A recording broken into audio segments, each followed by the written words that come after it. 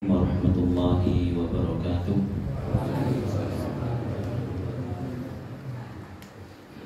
Alhamdulillahirabbil alamin wa bihi nasta'inu ala umurid dunya waddin. Asyhadu an la ilaha illallah wahdahu la syarikalah wa asyhadu anna Muhammadan abduhu wa rasuluh sallallahu alaihi wa ala alihi wa sahbihi wa man sara ala nahjihi wa tamassaka bi sunnatihi ila yaumiddin.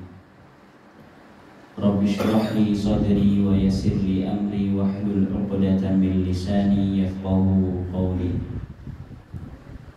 Bapak Ibu dan hadirin rahimani wa rahimakumullah, marilah kita senantiasa memanjatkan puja dan puji syukur kita kehadirat Allah Azza wa Jalla, di mana di kesempatan yang mulia ini Allah izinkan kita untuk berkumpul, untuk bermajelis yang kita berharap kepadanya semata. Majelis kita ini adalah majelis ilmu yang kita harapkan di dalamnya ilmu yang bermanfaat, yang membuahkan amal soleh, sehingga bisa kita amalkan dan menjadi bekal kita untuk hari akhir kita kelak. Amin ya rabbal alamin. Allahumma 'allimna bima yanfa'una wanfa'na ma 'allamtana wa zidna 'ilma ya rabbal alamin. Allahumma inna nas'aluka 'ilman nafi'an wa rizqan thayyiban wa 'amalan mutaqabbala. Kemudian Bapak Ibu dan hadirin rahimani wa rahimakumullah, salawat serta salam semoga senantiasa tercurahkan kepada baginda kita, uswah hasanah kita, Nabi besar Muhammad sallallahu alaihi wasallam, kepada keluarga beliau, para sahabatnya, serta segenap umat yang senantiasa setia mengikuti jalan hidup beliau dengan baik dan benar.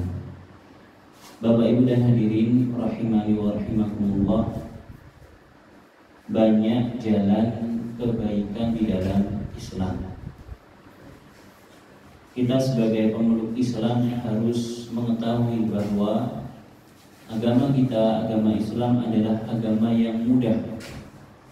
Agama kita adalah agama yang mudah, dan tidaklah ada kesulitan di dalam agama kita. Pasti itu masih terukur dan masih bisa dijangkau oleh setiap mukallaf. Kalaupun ada kesulitan yang mungkin betul-betul sulit, maka akan ada solusi-solusi yang ditawarkan oleh agama kita. Allah Subhanahu wa taala berfirman di dalam surat Al-Insyirah, fa inna ma'al usri yusra. Sesungguhnya bersama dengan kesulitan ada kemudahan. Apakah hanya demikian? Tidak. Allah ulangi kembali, inna ma'al usri yusra. Sungguh bersama dengan kesulitan ada kemudahan. Ini di antara ayat-ayat yang menunjukkan bahwa agama kita adalah agama yang mudah. Mudah untuk diamalkan. Kalaupun ada hal-hal yang sulit, maka syariat datang dengan penuh kemudahan sehingga memberikan gantinya, memberikan solusinya. Maka kembali kepada pembahasan kita bahwa di dalam agama kita ini banyak sekali jalan menuju kebaikan. Kalau kita ingin jadi orang baik, caranya, jalannya sangat banyak. Kita tidak bisa melakukan amalan A maka ada amalan B. Kita tidak bisa melakukan B, ada yang C, dan seterusnya. Dan masing-masing orang dia akan diberikan taufik oleh Allah Subhanahu wa taala untuk menjalankan apa yang cocok untuk dirinya dari amalan-amalan kebajikan. Ya, bahasa sederhananya mungkin memiliki passion masing-masing. Ya, satu punya passion dalam kebaikan A, yang satu lagi di A dia tidak bisa, dia bisanya di B, bisanya di C, dan seterusnya. Bapak Ibu dan hadirin rahimani wa rahimakumullah, namun demikian sebelum kita mengetahui banyaknya jalan kebaikan di dalam agama kita, maka hendaknya kita bersegera berbuat kebajikan, dan hendaknya kita bersungguh-sungguh serta tidak ragu-ragu di dalam mengerjakan kebajikan. Jadi kita ingin mengangkat tema ini berdasarkan apa yang dituliskan oleh Imam An-Nawawi rahimahullahu ta'ala, Abu Zakaria Muhammad bin Syaraf, di dalam bukunya Riyadhus Shalihin. Beliau menuliskan satu bab yang menjadi tema kita, banyaknya jalan kebaikan. Namun sebelumnya beliau menyinggung tentang pentingnya seorang muslim bersegera berbuat baik serta bersungguh-sungguh dan tidak ragu di dalam mengerjakannya. Allah Subhanahu wa taala dalam hal ini berfirman, "Fastabiqul khairat." Hendaknya kalian saling berlomba-lomba di dalam kebajikan. Allah Subhanahu wa taala memerintahkan setiap hambanya supaya bersegera di dalam mengerjakan kebajikan, mengerjakan amal saleh. Di dalam ayat yang lain Allah Subhanahu wa taala berfirman, "Wasari'u ila magfiratin min rabbikum wa jannatin 'arduhas samawati wal ardu u'iddat lil muttaqin." Dan bersegeralah kamu mencari ampunan dari Rabbmu dan mendapatkan surga yang luasnya seluas langit dan bumi. Surga ini disediakan bagi orang-orang yang bertakwa. Dalam dua ayat ini, di dalam dua ayat ini Allah Subhanahu wa taala memerintahkan kita sebagai seorang muslim, sebagai seorang mukmin untuk bersegera mengerjakan amal soleh, mengerjakan kebajikan. Supaya apa? Supaya tidak terlewatkan. Dan hendaknya kita tidak ragu-ragu di dalam mengerjakannya. Wa fi dzalika falyatanafasil mutanafisun.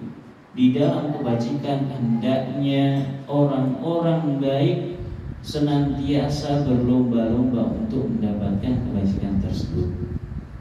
Bapak Ibu dan hadirin rahimani wa rahimakumullah, kalau kita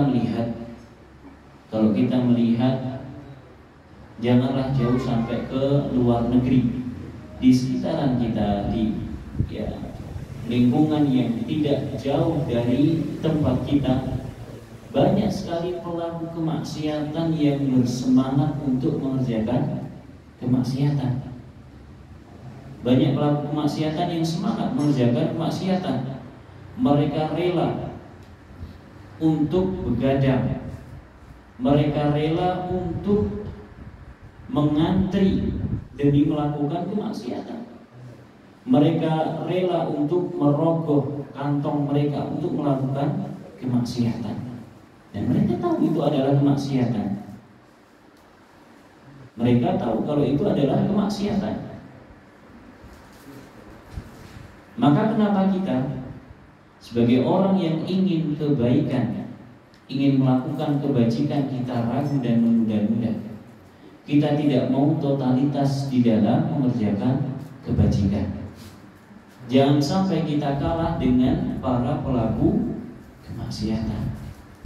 Jangan sampai kita kalah dengan para pelaku kemaksiatan. Mereka saja mau sampai hujan-hujan, mereka saja mau sampai begadang, mereka saja mau harus ngantri, harus merasakan sakit untuk menikmati sebuah kemaksiatan. Kenapa kita tidak mau melakukan sedikit beban, sedikit saja, untuk mendapatkan kenikmatan yang kekal abadi dari Allah Subhanahu wa taala? Wasari'u ila magfiratin min rabbikum, dan bersegeralah kalian menuju kepada ampunan Rabb kalian, wa jannatin 'arduha, dan bersegeralah kalian untuk mendapatkan jannah, surganya Allah Subhanahu wa taala yang luasnya seluas langit dan bumi. Surga Allah itu sangat luas. Surga Allah itu sangat luas. Kiranya seluruh penduduk bumi dari yang pertama hingga yang terakhir masuk ke dalam surga, maka surga Allah tidak akan penuh. Jangan sampai kita lantas seperti orang-orang yang mengatakan, "La nek kabeh wong mlebu surga, engko ndak sesat, desek-desekan." Tidak. Allah Subhanahu wa taala Maha luas dan Allah perluas surganya. Surga Allah sangat-sangat luas. Tidak perlu kita khawatir akan berdesak-desakan di dalam surga.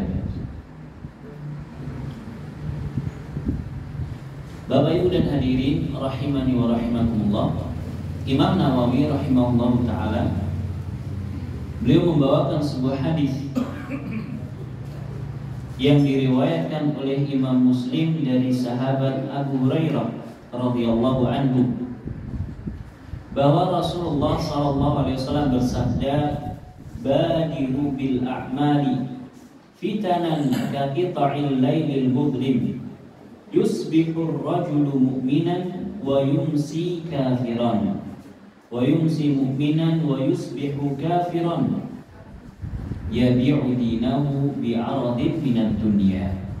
Kata Rasulullah SAW, bersegeralah kalian di dalam mengerjakan amal-amal saleh sebelum datangnya fitnah-fitnah. Kalau kita dihadapkan dengan amal saleh, kita mampu untuk mengerjakannya, tidak ada halangan, maka segera kerjakan. Contoh sederhana, masuk waktu sholat. Dan biasanya ini sering terjadi di kalangan ibu-ibu, karena bapak-bapak biasanya mereka akan konsisten sholat jamaah. Adapun ibu-ibu tidak ada kewajiban bagi mereka sholat jamaah. Maka terkadang di antara ibu-ibu mengakhirkan sholat lah kondisi nembe azan, atau bapak-bapaknya juga gitu, kondisi si azan engkau nek wis rampung azan, kondisi nembe rampung azan, kalau wis pertengahan antara azan dan iqamah.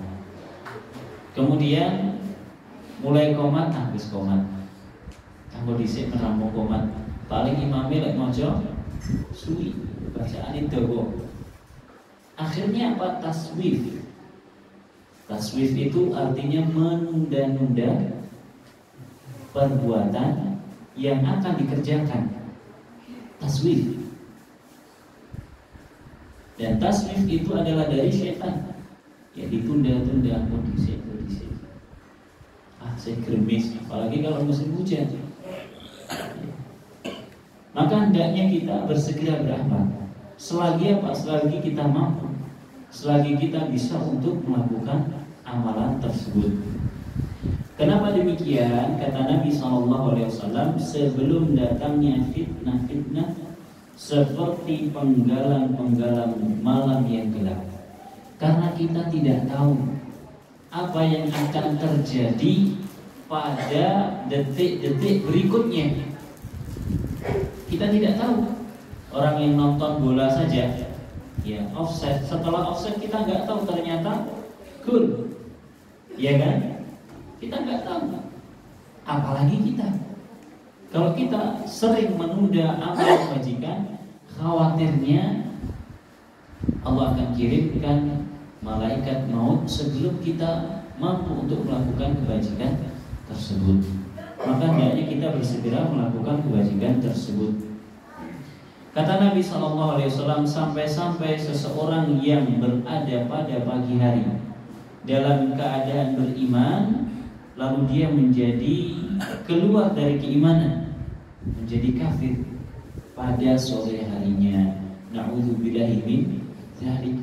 Pagi masih jadi orang benar, sorenya sudah melenceng.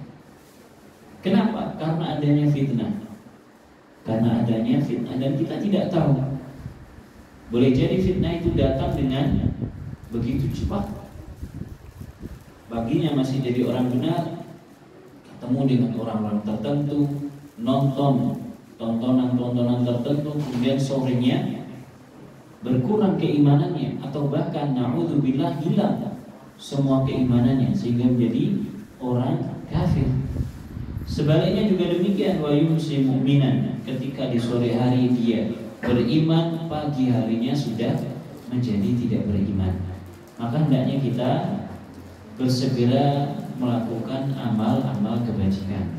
Yabi'u dinahu bi'aradin minad dunya. Kata Nabi SAW, sebab dia melepaskan keimanannya karena dia menjual agamanya untuk bagian remeh dari kehidupan dunia. Dan ini banyak di zaman kita, na'udzubillahi min dzalik. Banyak orang yang demikian.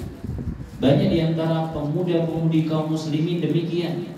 Semoga Allah menjaga pemuda dan pemudi kaum muslimin untuk mendapatkan kenikmatan yang sesaat, kenikmatan yang secuil, kenikmatan yang remeh, dia jual agamanya, dia jual kehormatannya. Na'udzubillahi min dzalik. Kemudian hadis yang berikutnya yang dibawakan oleh Imam Nawawi, sebuah hadis yang diriwayatkan oleh Imam Bukhari dari sahabat Uqbah bin Harith radhiyallahu anhu. Dia berkata, "Shallaitu wara'an Nabi sallallahu alaihi wasallam bil Madinati al-Asra." Saya pernah salat menjadi makmumnya Nabi ketika di Madinah, yaitu salat asar. Yang menuturkan hadis ini adalah sahabat Nabi, orang-orang pilihan yang Allah jadikan teman hidupnya Nabi Muhammad SAW. Dia mengisahkan, suatu hari saya sholat asar menjadi makmumnya Nabi. Betapa indah dan nikmatnya kiranya kita sholat di belakang Nabi SAW.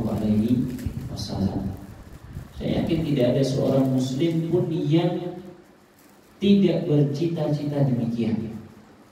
Kiranya Nabi masih hidup, kemudian beliau datang tengah-tengah majelis kita, kemudian menyapa kita, mengucapkan salam kepada kita. Betapa bahagianya seorang muslim yang demikian keadaannya.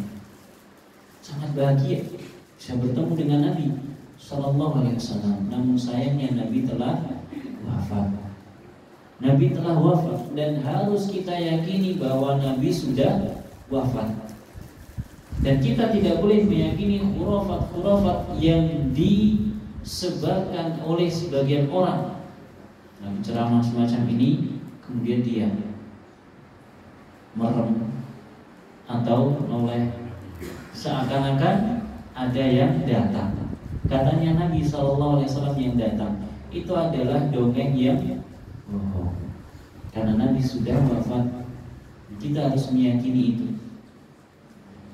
Namun demikian Bapak Ibu dan hadirin rahimani wa rahimakumullah, kiranya kita belum bisa berjumpa dengan Nabi di atas muka bumi ini, kita sangat berharap kepada Allah kelak di surga kita akan dikumpulkan dengan Nabi sallallahu alaihi wasallam, menjadi tetangga Nabi sallallahu alaihi wasallam. Apa enaknya jadi tetangga Nabi? Enaknya surganya nanti posisinya di paling atas. Surga apa yang paling atas? Surga Firdaus, yang letaknya langsung di bawah arsy Allah Subhanahu wa taala. Langsung di bawah arsy. Surga Firdaus. Kalau kita meminta surga, kata Nabi SAW, mintalah surga Firdaus al-A'la, surga Firdaus yang tertinggi. Kenapa demikian? Karena Nabi nanti tinggal di sana. Kita akan jadi tetangganya Nabi Sallallahu Alaihi Wasallam, surga yang paling tinggi. Dan jangan kita putus harapan dengan mengatakan kayak aku ki sapa dadi tanggane Kanjeng Nabi. wes aku sing penting mlebu surga. Jangan. Kalau bisa kita beramal dengan amalan-amalan yang bisa mengantarkan kita kepada surga yang paling tinggi. Dan tidak ada yang menjamin. Hanya Allah Subhanahu wa taala yang bisa memberikan jaminan. Orang yang beramal dengan amalan yang sederhana, nanti Allah akan letakkan dia bersama Nabi sallallahu alaihi wasallam di dalam surga Firdausnya. Sahabat ini mengisahkan ketika dia sholat asar, fasallama tsumma qama musri'an. Nabi sallallahu alaihi wasallam mengucapkan salam. Lantas beliau keluar dari masjid dengan terburu-buru. Maksudnya adalah berjalan dengan cepat. Fatakhatta riqaban nasi ila ba'di hujari nisaihi. Beliau sallallahu alaihi wasallam melangkahi beberapa pundak para sahabat sampai beliau tiba di salah satu rumah istrinya. Dan ini menunjukkan bahwa tidak mengapa kita berjalan dengan cepat. Tidak mengapa kita berjalan cepat. Dan bahkan di antara sesuatu yang baik, kita cepat dalam berjalan, jangan lambat. Ya, percepat jalan kita. Ini sesuatu yang baik supaya menghemat waktu. Namun maknanya bukan kita ngebut. Ya, bukan kita ngebut naik motor gaspol. Ya, bukan demikian. Ya, ketika kita jalan kaki tidak masalah kita berjalan dengan cepat. Demikian pula tidak masalah seseorang melangkahi pundak orang lain kecuali dalam keadaan-keadaan yang dilarang. Contohnya apa yang terlarang? Ketika sholat Jumat, maka tidak boleh kita melangkahi pundak orang lain. Jangankan melangkahi, memisahkan antara dua orang supaya kita bisa lewat saja dilarang, apalagi sampai melangkah. Itu lebih terlarang. Namun demikian kita hendaknya kita melihat situasi dan kondisi sekitar kita. Ya, jangan kita berjalan kan nggak apa-apa. Terus kita jalannya ada yang longgar, kemudian kita langkahi orang lain. Ini nggak melihat situasi dan kondisi. Kita menjelaskan hukum asalnya tidak masalah, namun kita sesuaikan dengan kondisi yang ada di tempat kita. Karena orang sekitaran kita menganggap hal tersebut sesuatu yang tidak pantas. Pantas apa buatan melangkahi pundak itu ya? Buatan pantas. Orang kita menganggap ini kurang sopan, maka hendaknya kita menyesuaikannya. Dan ini tidak masalah. Nabi SAW tiba di salah satu rumah istrinya.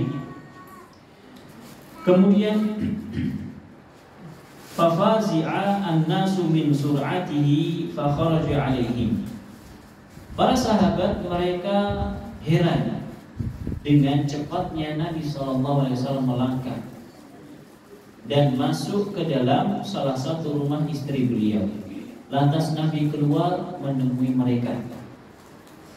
Fara'a annahum qad ajibu min sur'atihi. Nabi melihat para sahabat gumun, heran dengan cepatnya Rasulullah SAW. Qala, Nabi menjelaskan, zakartu syai'an min kibrin indana fakaribtu ayyahbisani fa'amartu biqismatihi.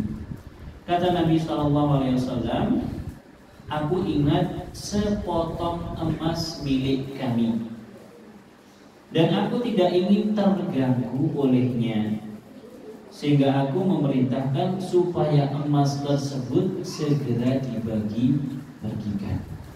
Ketika sholat, Nabi ingat ternyata di rumah punya emas. Maka kalau orang sholat, lantas dia ingat hal-hal yang di luar sholat, sholatnya tersebut tidak batal. Sholatnya tidak batal. Kita sholat, kemudian imamnya baca agak panjang, lalu kita ingat sesuatu di luar sholat, maka sholat tersebut tidak batal. Atau kita sholat sendiri, kemudian kita ingat sesuatu, sholat tersebut tidak batal. Namun hendaknya segera ditepis. Jangan dibiarkan. Jangan dibiarkan. Kemudian Nabi SAW tidaklah beliau memiliki harta kecuali pasti beliau bagikan. Kenapa demikian? Karena Nabi SAW ingin harta yang beliau miliki ini beliau akan jadikan bekal akhirat beliau. Bapak Ibu dan hadirin rahimani wa rahimakumullah, harta yang ada di tangan kita, harta yang ada di tangan kita, selagi dia masih di tangan kita, hakikatnya itu bukan harta kita. Harta yang hakiki menjadi milik kita adalah harta yang kita infakkan. Harta yang hakiki menjadi milik kita adalah harta yang kita infakkan di jalan Allah Subhanahu wa taala. Entah itu dengan zakat, entah itu dengan sedekah, entah itu dengan wakaf dan seterusnya. Itu harta yang milik kita secara hakiki. Karena harta yang demikian nanti akan kita jumpai di akhirat. Adapun harta yang sekarang di tangan kita, yang kita kuasai dan kita genggam erat-erat, ketika kita wafat, maka harta tersebut akan dibagikan kepada ahli waris kita. Bukan milik kita lagi, dan gak ketemu di akhirat. Ya kalau ahli waris kita baik, sudahlah ini peninggalan bapak, sudahlah ini peninggalan ibu, saya tidak tega untuk menggunakannya, saya wakafkan saja, saya hibahkan saja, saya sedekahkan saja atas nama bapak. Kalau ahli warisnya baik. Tapi kalau ahli warisnya kurang baik, ya ini harta tinggalan bapakku, jangan sampai lepas. Satu-satunya tinggalan orang tua. Ini Nabi SAW tidaklah beliau memiliki harta kecuali segera beliau bagikan. Kenapa? Karena Nabi SAW, aku tidak ingin terganggu olehnya. Hanya punya sepotong emas saja, Nabi terganggu, menyibukkan pikiran Nabi SAW. Bahkan di dalam sholat beliau SAW, lantas beliau memerintahkan supaya harta tersebut, emas tersebut dibagi-bagikan. Coba kalau kita jadi tetangganya Nabi, Nabi punya apa sedikit, ya kita dapat pembagian dari Nabi SAW. Maka Nabi memerintahkan supaya harta tersebut dibagikan. Ini menunjukkan bahwa ketika kita ingin bersedekah, entah itu sedekah wajib ataupun sedekah sunnah, boleh kita mewakilkannya kepada orang lain. Tidak harus kita langsung turun tangan. Tidak, ya langsung turun tangan kemudian direkam. Tidak harus macam itu. Boleh kita mewakilkan kepada orang lain. Dan ini akan lebih mendatangkan keikhlasan. Akan lebih mendatangkan keikhlasan. Kalau kita langsung sedekah, boleh jadi akan menimbulkan riya, ingin dipuji, ingin dilihat, ingin dikatakan bahwasanya orang ini adalah orang yang dermawan dan seterusnya. Wallahu taala a'lam. Kemudian hadis yang berikutnya yang dibawakan oleh Imam Nawawi, sebuah hadis yang diriwayatkan oleh Imam Bukhari dan Imam Muslim dari sahabat Jabir radhiyallahu anhu. Dia berkata Rasulullah SAW bersabda, Rasulullah SAW dikatakan kepada beliau oleh seorang laki-laki, qala rajulun lin nabi, seorang laki-laki mengatakan kepada Nabi SAW, yauma Uhudin, ketika perang Uhud berkecamuk. Jadi sedang perang, laki-laki ini mendekati Nabi, kemudian tanya kepada Nabi, lagi perang, lagi genting-gentingnya keadaan. Dan para sahabat Nabi ketika perang berkecamuk, banyak di antara mereka yang berlindung di belakang Nabi. Ini bedanya Nabi dengan panglima perang zaman kita. Nabi kalau perang, justru beliau yang melindungi para sahabatnya. Idealnya kita yang melindungi Nabi kan, para sahabat yang melindungi Nabi. Ini Nabi kita yang harus kita jaga, kita bela. Sebaliknya yang terjadi pada peperangan Nabi, kalau para sahabat mulai mengalami kelemahan dan kekalahan, mereka mundur di belakang Nabi SAW. Seorang sahabat ketika perang Uhud berkecamuk, dia bertanya kepada Nabi, Ara'aita in qutiltu fa aina ana. Dia tidak sempat memanggil Nabi ya Rasulullah, ya Nabi Allah, tidak sempat. Dia langsung bertanya inti. Kenapa? Karena lagi perang. Kelamaan kalau sambil mengatakan ya Rasulullah. Dia langsung bertanya, Ara'aita in qutiltu fa aina ana. Kata dia, wahai Nabi, bagaimana menurutmu kalau saya terbunuh di medan perang ini? Fa aina ana. Di mana posisi saya nanti? Kalau saya terbunuh di medan perang ini, saya nanti di mana? Qala, kata Nabi, fil jannah. Engkau akan berada di surga. Kenapa? Karena mati syahid. Dia sedang perang Uhud. Kalau dia mati, maka mati dalam keadaan syahid. Kata Jabir bin Abdullah, fa'alqa tamaratin kunna fi yadihi.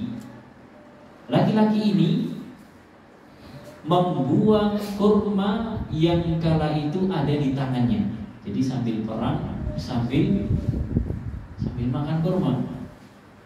Iya. Dia akhirnya buang kurmanya. Kalau boleh kita ungkapkan dengan bahasa kita, gila aku ngentek ke kurma ini. Tamarat itu kan jamak dari kurma. Tapi tidak hanya satu kurma saja.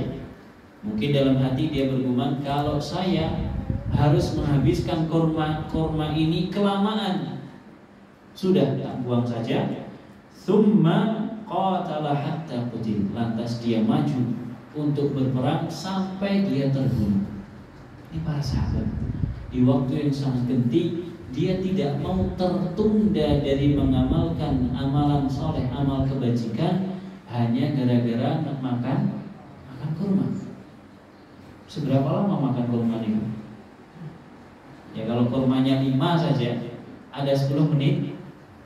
Mungkin kalau kita ada minum bibinya dan seterusnya. Kalau mereka tidak, kurma itu sangat cepat untuk dimakan. Ini seorang sahabat, dia gak mau ketahan untuk melakukan amal soleh disebabkan karena harus menghabiskan kurma. Maka dari sini Bapak Ibu dan hadirin rahimani wa rahimakumullah, hendaknya kita bersegera beramal soleh.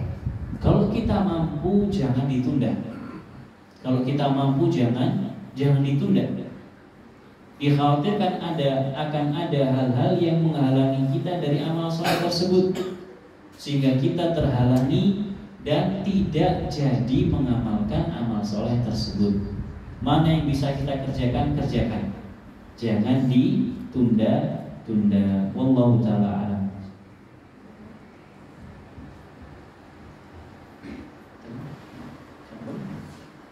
Lanjut.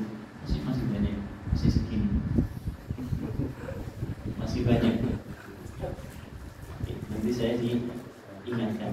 Hadis yang berikutnya yang dibawakan oleh Imam Nawawi,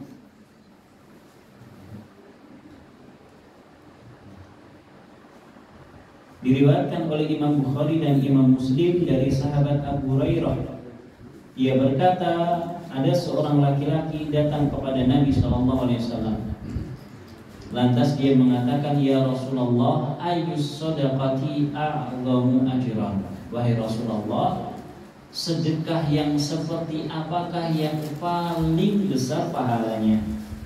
Qala, kata Nabi SAW, anta saddaqa wa anta sahihun syahihun, takhshal faqra wa ta'malu al-ghina, wala tumhil hatta idza balagatil hulqum qulta li fulan kada wa li fulan kada wa qad kana li fulan. Kata Nabi SAW, sedekah yang paling baik, sedekah yang paling utama, yang paling afdol adalah sedekah yang dilakukan oleh seseorang ketika dia dalam keadaan sehat walafiat. Saya ulang lagi, ketika seseorang sehat walafiat, maka ketika itulah keadaan yang paling afdal bagi dia untuk bersedekah. Shahihun syahihun, dia dalam keadaan sehat walafiat. Syahihun, dalam keadaan lagi kikir dan tamak, lagi pelit-pelitnya. Orang kalau lagi sehat, ya pengennya hartanya kan dinikmati. Ada orang minta-minta, ya eman-eman. Beda dengan orang yang lagi sakit. Kita tahu bahwa di antara wasilah kesembuhan adalah bersedekah. Orang yang sakit tidak jarang yang bersedekah. Kenapa? Berharap ucapan doa dari penerima sedekah tersebut kemudian Allah jadikan wasilah sebagai kesembuhan untuk dirinya. Orang yang sakit demikian. Bapak Ibu dan hadirin rahimani wa rahimakumullah, saya masih ingat betul saya pernah dapat hadiah dari orang yang sakit. Seluruh mahasiswa yang ada di kerajaan Arab Saudi kala itu, satu orang 4 juta. Satu orang 4 juta. Yang sakit adalah raja Malik Abdullah rahimahullah, orang sakit. Kemudian seluruh mahasiswa dapat transferan 4 juta. 1.000 rial. 1.000 rial atau 1.500 saya lupa. Kalau nggak 4 juta ya 6 juta. Lumayan atau lumayan? Lumayan. Ya, lumayan. Tanpa ada kabar, tanpa ada pengumuman, tiba-tiba ya rekening mahasiswa saldonya melonjak naik. Kemudian barulah tersebar berita ini dari Malik Abdullah, Raja Abdullah yang sedang sakit. Orang yang sakit banyak di antara mereka yang akan segera melepaskan hartanya. Kenapa? Di antaranya supaya didoakan segera sembuh. Di antaranya kalau Allah wafatkan dia dengan sebab sakit ini, maka dia telah punya bekal harta dia. Sebagaimana yang tadi kita sebutkan, ini akan menjadi harta yang akan dia jumpai dia panen di akhirat kelak. Namun Nabi menyebutkan orang yang bersedekah dengan sedekah yang paling afdal adalah orang yang seger buger waras wiris sehat, kemudian dia lagi pelit-pelitnya, lalu dia mengeluarkan hartanya untuk bersedekah. Ini keadaan yang paling afdal, kata Nabi SAW. Takhshal faqra wa ta'bulul ghina. Engkau takut kefakiran dan engkau berangan-angan akan jadi orang kaya. Banyak di antara kaum muslimin yang demikian, punya target 2030 harus sudah punya rumah 2 lantai. Sekarang usianya 30 tahun, pas lagi sehat-sehatnya kerja, anaknya juga masih kecil. Artinya kalau nabung memungkinkan 5 tahun lagi untuk punya rumah 2 lantai. Pas dalam keadaan semacam itu, datanglah tawaran untuk bersedekah. Ya, macamnya banyak ya, tawaran sedekah itu banyak. Ada orang yang datang ke tempat kita minta-minta. Ada orang yang menawarkan investasi akhirat, bangun pondok pesantren dan seterusnya. Datang tawaran kepada dia untuk bersedekah. Kemudian dia mikir 2 kali. Aku sehat, kewail aku wis ora pati sehat, tak sedekah. Aku punya target untuk bangun rumah, aku pengen kaya dulu baru nanti sedekah. Kata Nabi, kalau dia mau keluarkan sedekah di kala itu, itulah momen dan keadaan sedekah yang paling afdal.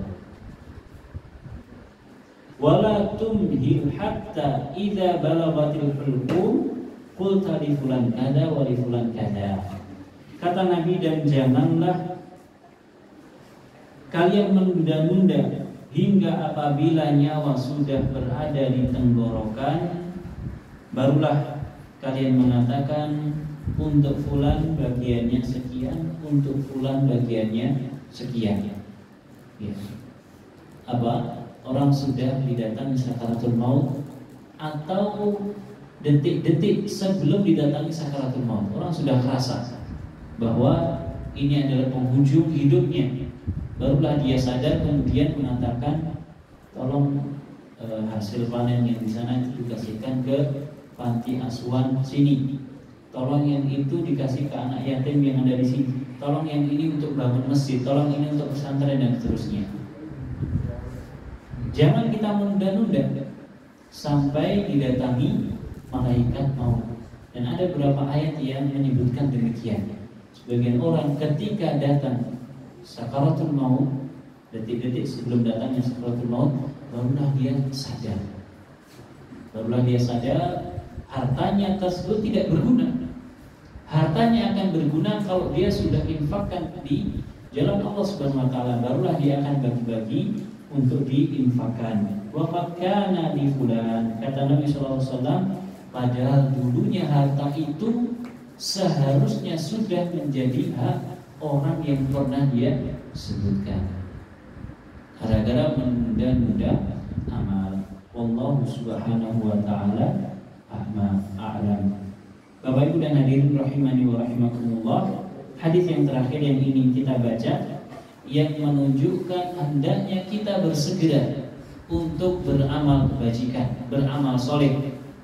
Saya ulangi lagi, ini temanya agak keluar. Untuk memukadimai tema tersebut, ya kita perlu untuk bersegera beramal kebajikan, beramal soleh.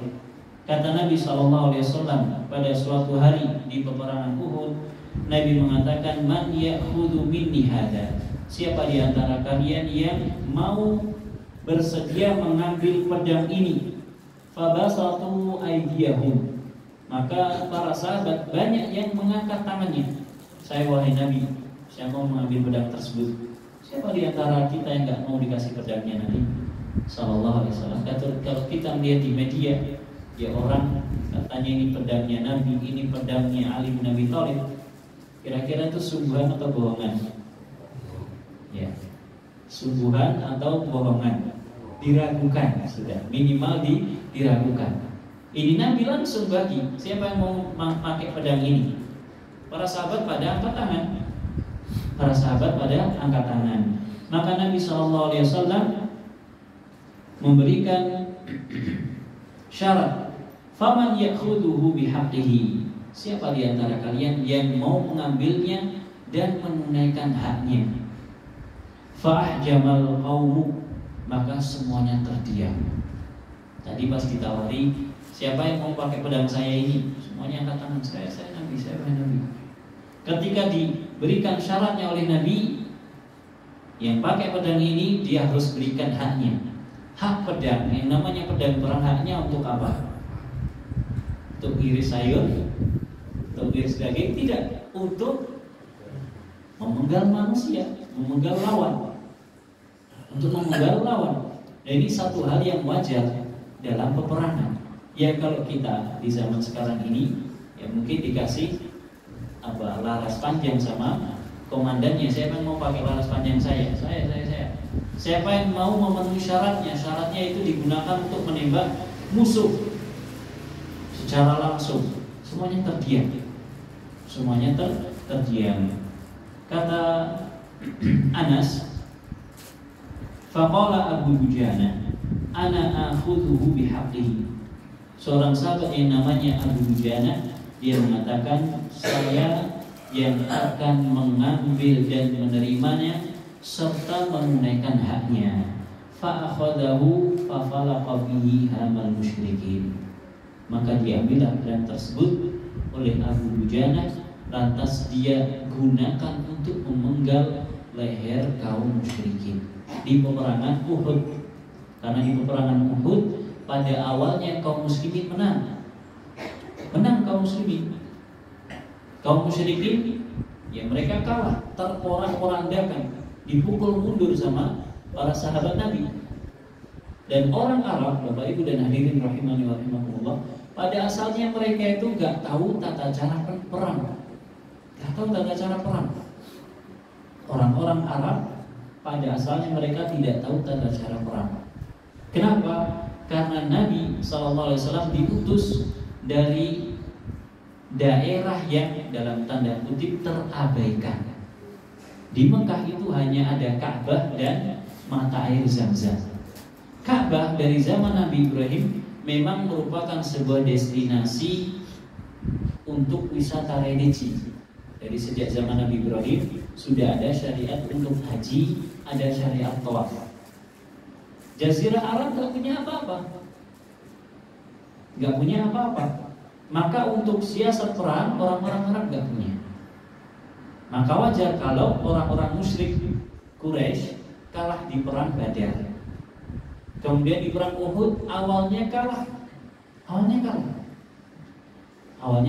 namun karena sebab yang berada di atas Jabal Rumah mereka turun tidak mengindahkan arahan Nabi SAW, barulah mereka dipukul mundur oleh Khalid bin Walid dan kawan-kawannya. Ketika itu Khalid bin Walid masih belum masuk Islam, namun pada asalnya mereka tidak pandai berperang.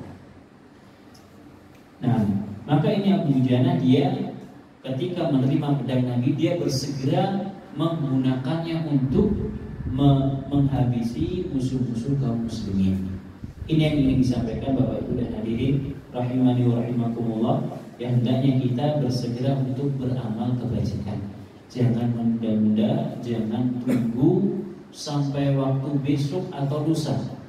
Tapi kalau ada kesempatan beramal soleh, segera lakukan. Wallahu ta'ala a'lam bishawab. Ini yang bisa disampaikan, mudah-mudahan bermanfaat. Wallahu ta'ala a'lam. Kita tutup dengan doa kafaratul majlis. Subhanakallahumma wa bihamdika asyhadu an la ilaha illa anta astaghfiruka wa atubu ilaik. Wa sallallahu ala nabiyyina Muhammad wa ala alihi wa sahbihi wa sallama tasliman katsira. Wassalamu alaikum warahmatullahi wabarakatuh.